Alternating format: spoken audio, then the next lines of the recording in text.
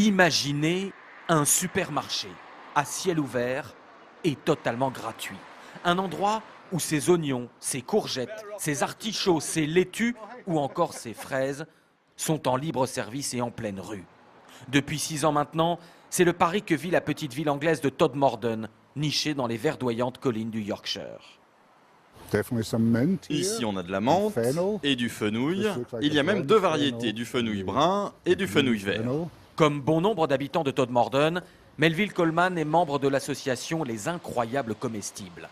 Un mouvement citoyen local parti d'un principe écologique simple. Face au réchauffement climatique, les gens se disent « qu'est-ce que je peux y faire, moi, avec mes petits moyens ?» Eh bien, cette expérience montre que vous pouvez faire de petites choses. L'important, c'est de s'y mettre. Chaque petit bout d'espace, de terre, on y plante quelque chose que les gens pourront manger et partager. Et tout y passe. Ce terrain vague dont personne ne voulait. Même ce cimetière agrémenté d'un potager entre les tombes. Avec à chaque fois un petit panneau « Servez-vous ». Le plus étonnant à Todmorden, c'est qu'on peut en toute tranquillité et en toute décontraction entrer dans le commissariat de la ville, puis se diriger vers son potager.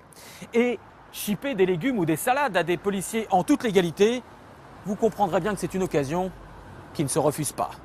Pas de vol donc, par définition, pas d'abus non plus. Todmorden est une petite ville où tout le monde se connaît. Ici, le but est de faire des économies en réduisant par exemple les coûts de transport.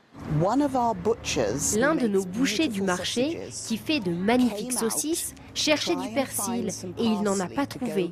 Tout avait déjà été ramassé. Alors on a décidé d'en replanter davantage.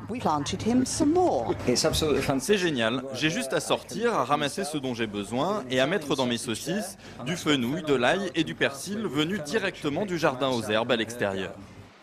Todmorden n'est pas encore autosuffisante pour tous les légumes, mais compte bien le devenir. Tous les enfants de la ville sont d'ailleurs éduqués en classe à l'agriculture durable. Et la commune est déjà autosuffisante pour la viande, ne privilégiant que des animaux élevés dans un rayon de 30 km. Consécration, depuis le lancement du projet, le prince Charles lui-même, très engagé dans l'écologie, est devenu un grand admirateur de la ville. Et les bons petits gestes sont contagieux. Près de 70 autres communes britanniques ont suivi l'exemple de Todmorden.